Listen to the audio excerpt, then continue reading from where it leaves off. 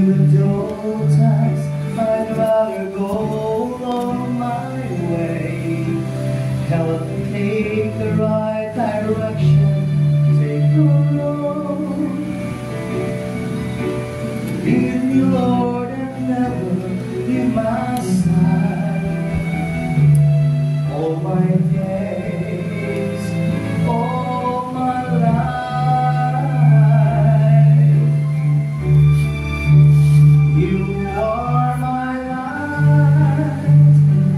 You're the lamp on my feet. All the time, my Lord, I need you there. You are my life. I cannot live alone. Let me stay by your guiding love. All through my life, all through my days, leave me alone. Leave me, Lord.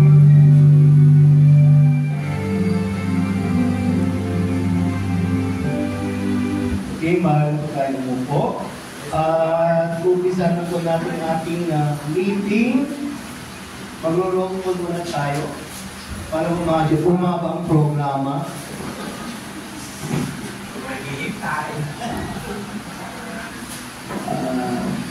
Sir Eduardo Lacambaca, ayan.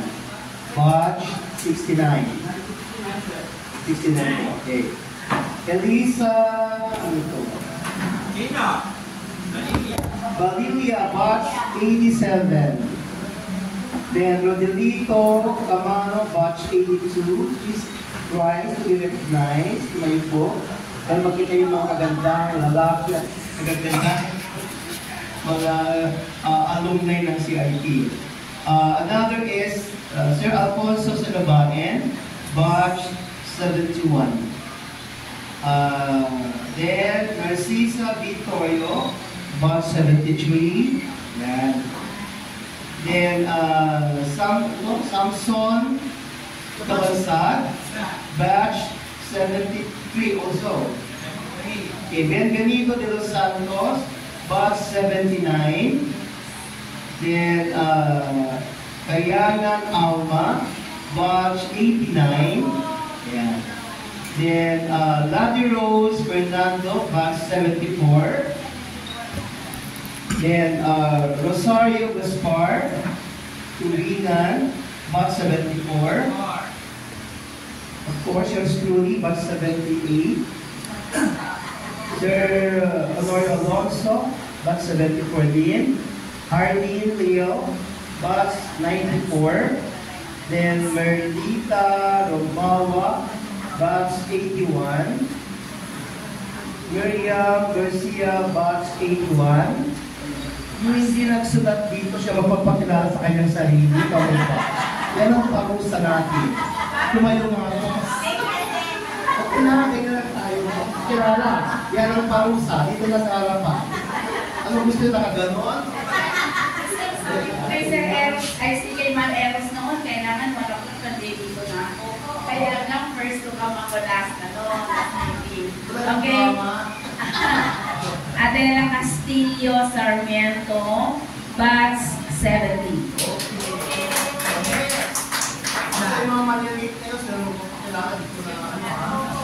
Ako naman po si Rene Maurincio Alvarez, batch 70.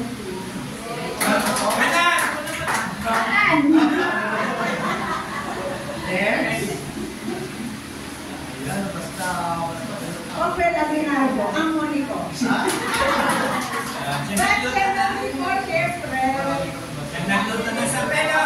Pinakamarami yung batch 74 pala. Sila kasi ang teacher na yung hapon na ito. So, ibibigay ko na pong microphone first kay Ma'am Eros muna. Ay, yes. Bakit ayaw mo tumayo siya? Hindi tatayo yan, babautin mo. That's my lista. Ay, gusto niya magsalita. Magandang hapon po sa ating lahat. And then siya ako ko batch 87. Batch 87, estudyante ko siya. Batch 84 ako nag-start. 87, estudyante ko yan. High school. Wala na? Wala na po?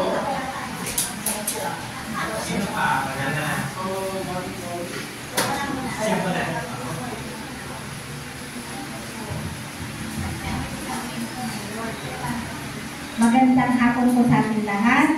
Okay, so ito po yung ating brief recap ng kung ano pag-usapan. So, ang venue po ng ating grand reunion ay sa Lasa. Okay? Sir, auditorium, sir, nakahingi na tayo ng request. Meron na po. Okay, nakapag-request na tayo. Ang date ay February 22, 2025. Yes, it's definite. So, anong araw kaya yun? Saturday. Nung last time na nag-usap kami ni Sir Bingo, gusto nga niya na kung pagka-foundation day natin, ma-incorporate itong ating grand reunion. So, siguro I have many things in mind. Kasi, bali, si Sir meron siyang isang araw for college night and a college day. Ako naman kasi meron akong 3 araw kasi. Meron ako yung field demo, meron akong JS prom, at saka merong grad ball. So, yung grad ball na yun, pwede sa umaga. Ano kaya kung sakali meron tayong, pero pag-usapan pa rin natin next meeting, kung ano naman ang contribution ng bawat batch. Pwede siguro magkaroon tayo parang harapan, magkaroon ng booth, not necessarily naman, basta doon yung mga picture. Sakali sa booth ninyo, sa pag-uusapan na lang natin yun. Pero ang gusto ni Sir kasi magkaroon talaga kayo, may incorporate yung grand reunion sa ating foundation day, sa foundation week. Yes po, meron po participation yung mga batch na yon. So pwede siguro mag-special number, mag-tinik-tinik kayo doon. Tinik-tinik. Yes po.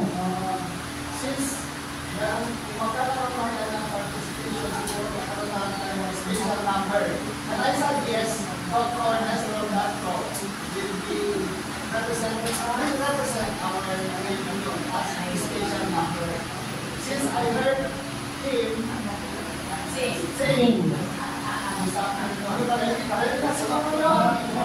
hindi mo mas masaya kung sakali sasayaw yung mga kon natin, di ba, no? Magtitinikling, kaya pa? Oo, kandang ko sa ilaw.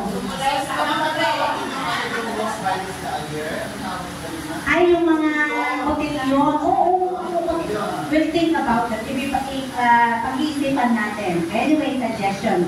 So, isa sa mga agenda natin next meeting. Okay po? dapat may palaro din sa mga Magkakaroon po ng palaro. Huli tayo ng baboy, lalagyan natin ng mantika. At saka unahan, paano paputukin yung balon. Hindi, mas masaya nga yun. Makikita natin yung mga senior citizen. may mga shatok tayo. Siyatong, sige po, Palosego. Ay, wag na. Hindi ko na kaya. Sige po, lahat ng larong lahi. Palarong lahi natin, ano? Opo. Okay? So, February 22, 2025, yan na yung final date ng ating grand reunion. Now, the mission here is to sustain the scholarship program and the improvement of CIT Venezuela. Okay po, just a brief story about the scholarship program. For how many years now? 3 years na nagbibigay po ang foundation, CIT Alumni Foundation, ng 2,000, nagsiselect po kami sa senior high school, sir, ng 10 bata, deserving na students, nagbibigay ang foundation ng 2,000 each. Parang, bahala na kung anong kansa, bahala siya kung anong gagamitin niya. Regalo nga natin eh, so hindi natin siya didiktahan kung anong gagawin niya doon, para naman ma-enjoy niya. Deserving graduates. So, meron pa rin po ngayon. So, para magtuloy-tuloy yun sa mga project natin yun. And then yung Kasuela. although na-discuss ko rin kay Sir Bingo, itong kaswela natin na balak sana gawing pasimento, pero nag-disagree siya. Why? Kasi pag mainit, siyempre, magre-reflect, maiinitan din yung mga bata. So, siguro a little, doon na lang, doon sa may maliit natin na stage. Sa maliit na stage na yun, makikita ko natin, kasi siguro probably, yung comfort room, pero marami na tayong comfort room eh. Improvement na lang siguro of existing comfort rooms.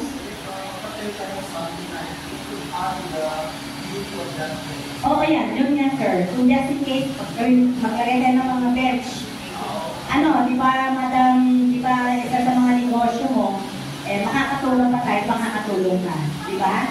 Okay. Actually po, ang isa sa mga nagsimula doon sa stage na yon ay yung PTA president na siya noon. Di ba, madam? So, siya po. So, siguro, may idea ka naman kung paano ayusin yan. Okay po. Next.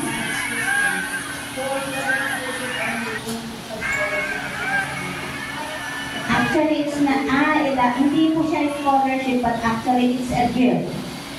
A graduation gift. I will select among my graduating grade 12 students, deserving and nasa marginal. I think the beneficiaries of that cash care will be children or son or daughter of CIT alumni dapat. Oo. Anak siya ng CIT alumni. Anak dapat anak or most relative. Sa hindi pwede yung hindi siya connected sa iyo ng magulang. Kailangan at least sila ay nag-aral. Yes. Kasi siyempre diba, that is the foundation of the alumni. So kailangan isip, tama na yung iba mga CIT naman. Oo, at mga CIT naman talaga yung mga napili natin. Mga CIT graduates, mga ating mga recipients ng cash gift. During the graduation, ina-announce namin, binibigay namin, tinatawag letter, graduation ng seniors. Sa senior high school po. So, tinatawag namin, binibigay namin mismo yung 2,000 sa kanila. Galing sa 10 times 2, 20,000. Yes po. Sige po, wala problema. Matutuwa yung mga bata.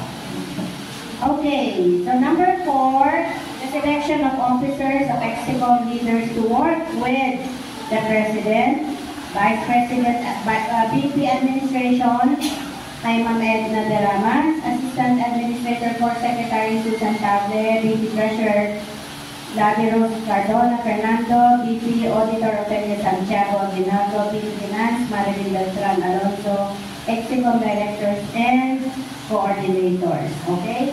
So ano po to? Napili na ba natin or we have still to select?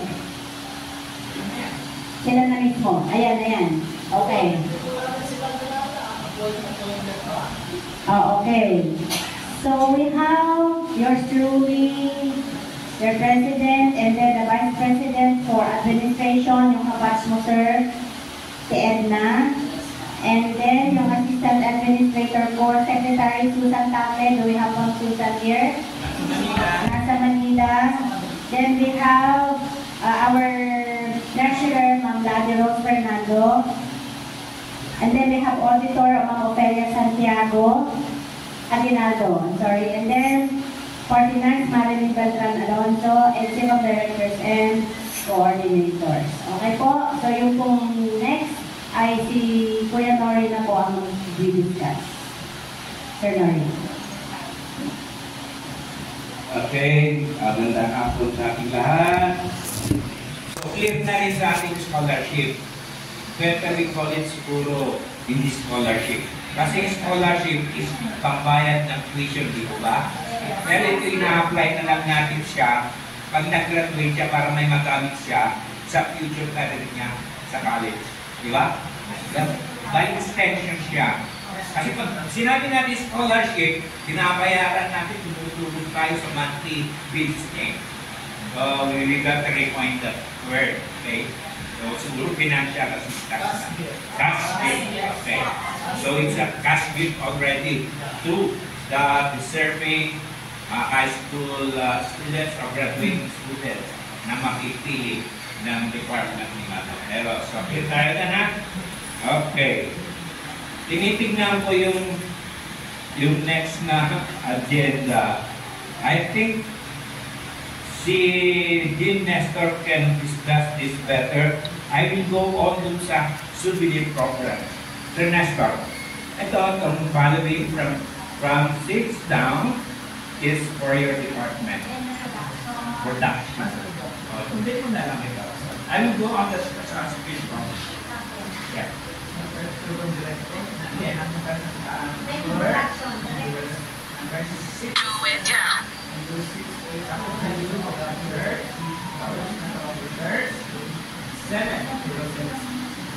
Alright, so regarding the program direct committee, I will be preparing the parts of the program during the night.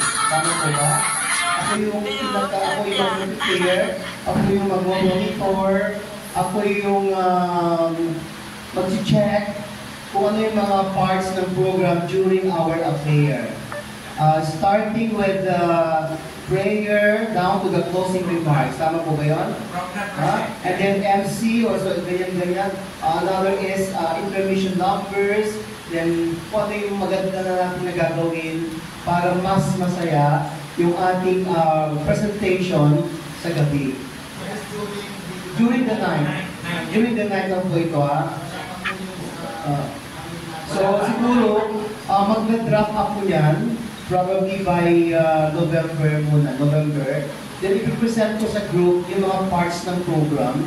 So yung mga kasama doon, they can still have December and January to practice or to prepare so whatever internation or ano yung gagawin nila doon sa grand grand reunion.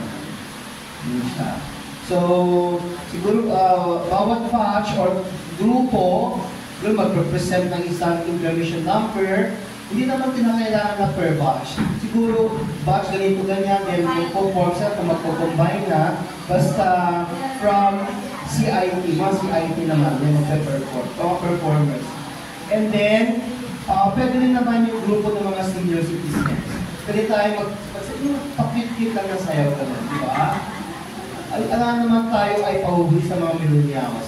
Siguro tayo, magpa-practice tayo niyan from the senior division of the alumni.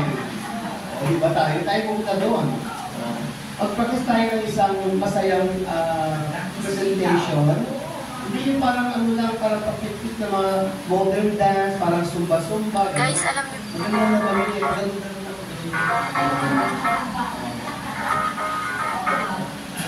Maganda na naman yung gusto mo tapos siguro yung mga tayo may mga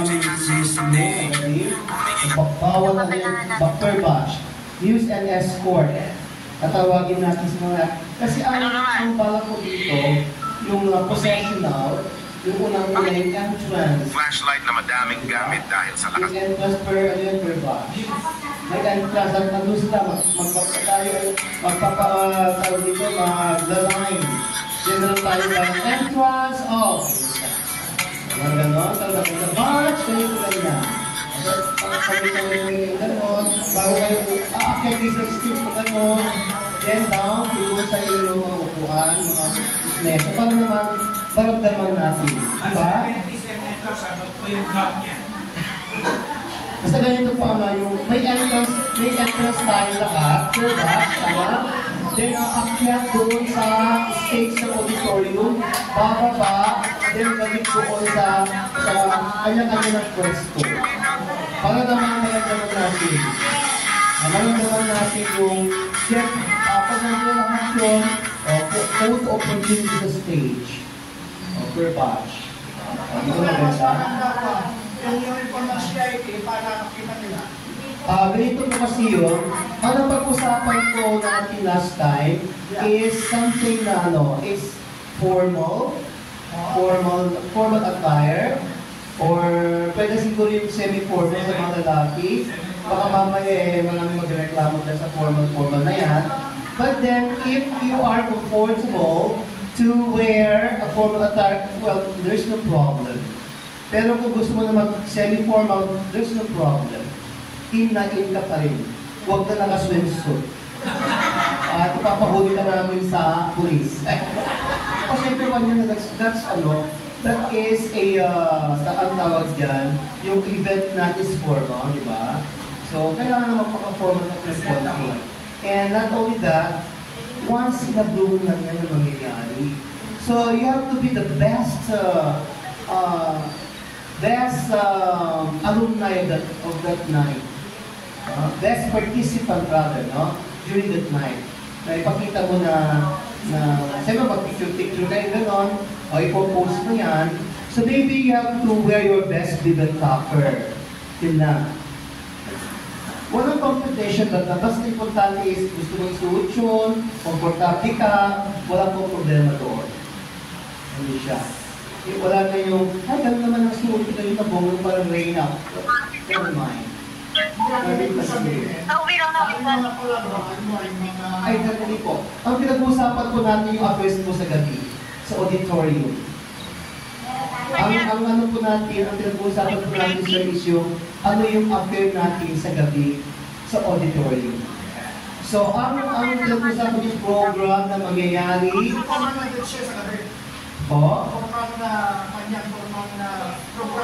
Yes, opo.